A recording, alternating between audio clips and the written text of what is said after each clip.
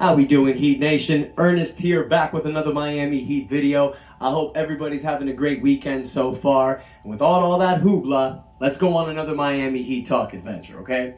So, I know there's not a lot of updates, but anytime I hear something a little bit different, I want to fill you guys in. Now, I got a lot of new subscribers out there. I've gotten people that are telling me things that they're searching for Miami Heat rumors and they found my videos. So that's what I'm here about, you guys. I mean, I know, Five Reasons Sports. I know Tobin. I know there's other Heat channels out there, and they'll post every single day about the same stuff. I don't try to do that. If I'm going to cut a new video, it's about different updates. Now, my last video wasn't really that different. You know, we're talking about the same thing pretty much right now. Kevin Durant, Donovan Mitchell. That's because those are the hottest trade rumors going on right now. And the Miami Heat are in the midst of both of those rumors. Now, one particular rumor that recently got out that I want to talk a little bit about is that, well, it wasn't a rumor, actually something that happened. The New York Knicks made an incredible pitch to the Utah Jazz. I believe they'd offer them anywhere between 5 to 6 first-round picks, and the Jazz denied the offer. So after that, another rumor broke out. It was either last night or early this morning, I believe. It was from Heat Nation Reports. They're very good in Twitter. If you don't follow them, definitely give them a follow. They don't pay me to say that. They give unbelievable Heat rumors. They recently said that the Miami Heat are looking to make some trades to get some extra first-round draft picks to make a potential offer for Donovan Mitchell or Kevin Durant. Now, in those offers, they're not going to trade people like Tyler Hero, Kyle Lowry, or Duncan Robinson. They're saving those 3 players for potential deals for Donovan or Kevin Durant.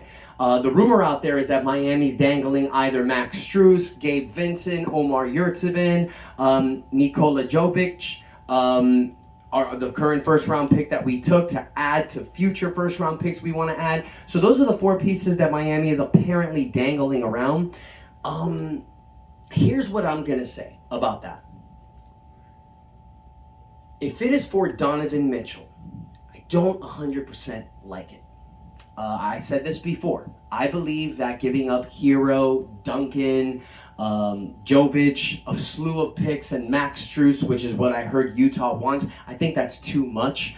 I've been watching a lot more Donovan Mitchell, and I will say this. If Pat Riley makes that decision, it is because Donovan Mitchell is going to provide that extra firepower we need. He's an offensive juggernaut, and one thing we saw for the Miami Heat last season was that they needed that spark because Jimmy Butler can only do so much. Donovan Mitchell will provide amazing scoring. He's not the greatest defensive player in the world, but the guys that we're potentially trading, Duncan Robinson, Tyler Hero, these are our 2 biggest liabilities on the defensive end. Donovan Mitchell's better than both of those guys. So I will say that if we trade Tyler Hero and Duncan Robinson and some picks for Donovan Mitchell, I won't be upset. Donovan Mitchell will provide what we need to get us to that next level and potentially get us to the NBA Finals, because you have a potential Final 5 lineup of Bam Adebayo, Jimmy Butler, Donovan Mitchell, Victor Oladipo, and Kyle Lowry.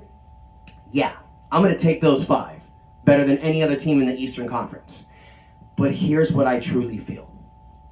That type of trade, throwing in Hero, Robinson, possibly Strus, Vincent, or Yurtseven, with Jovic and future first-round picks and pick swaps, that's a deal that you make for Kevin Durant. Now, in the last video that I posted, a lot of you guys had your opinions about Durant, and I thank you so much because this is continuing to allow me to post videos. Your guys' comments is what makes me keep moving forward because there's not a lot of topics out there right now. So a few of you recently gave me your opinion and said, you wouldn't want to trade for Kevin Durant because he's a 33-year-old superstar and Tyler Hero has the potential to become a superstar. I'm going to remind you guys of something, and it's not that I disagree with you. It's just a reminder. In 2004, the Miami Heat pulled a similar type of trigger to trade for Shaquille O'Neal. Now, Shaquille O'Neal was 32 years old at the time, or 33, I believe, but around the same age as Kevin Durant, and he's 7'1". He's a big man, so he ages faster in the NBA years. We made that trade by trading Caron Butler, Lamar Odom, Brian Grant, and 2 first-round draft picks. Okay, not as much as Kevin Durant, but back then that was a lot. Okay, so we were letting go of 2 future players to build around with Dwayne Wade, Lamar Odom, and Caron Butler. Miami made that deal. Even with the success of the 2004 season, even knowing that this young team was going to be the future, we pulled that trigger for Shaq because we wanted to win now. Here's the thing. You run it back with this team, I'm all for it. Let's go with this dog-like mentality. But what you're doing is you're recreating late 90s Miami Heat. That Alonzo Mourning, Tim Hardaway, Jamal Mashburn, Dan Marley, P.J. Brown, Vashawn Leonard. That team was great, but they never won a championship. 5 seasons together. They couldn't get over that hump. If we run it back and we have this same team and they're not able to get over that hump, everybody is going to blame Pat Riley for not making this move. So it's a catch-22. If we make it and we lose, if we make the trade and we don't win, terrible decision. If we don't make the trade and we don't win, it's a terrible decision. So it's a catch-22, but here's what I'll say. You make that trade, Kevin Durant on this team potentially gets you over that mountain. He is that guy. He is that guy that gets you over the next hump. I fully believe. He is a proven championship winner, and he won only 2 with Golden State. He comes to Miami, he wants to shut everybody up. So we will have a motivated Kevin Durant alongside Jimmy Butler and Bam Adebayo, Victor Oladipo, and possibly Kyle Lowry. I said this in the last video. You give me a closing 5 like that, a lineup like that, that's better than any lineup in the NBA, my opinion. So why do you make that trade for Kevin Durant, you guys? Is because he is that guy. He may be 33 years old, but he's one of the best players in the NBA. And right now, we are in win-now mode. Jimmy Butler's prime is only a few years left. We keep Tyler Hero, Bam Adebayo, that's great. We're building for the future. But what are we building for? What are we building for? To put another year in that banner, you guys. So I'm going to tell you guys right now, my opinion, if Kevin Durant is on the table and you can make that trade, do it. Because Kevin Durant will make this team better. Miami was top 5 in defensive rating last year, but we were 14th in the NBA in offensive rating. Kevin Durant makes us better.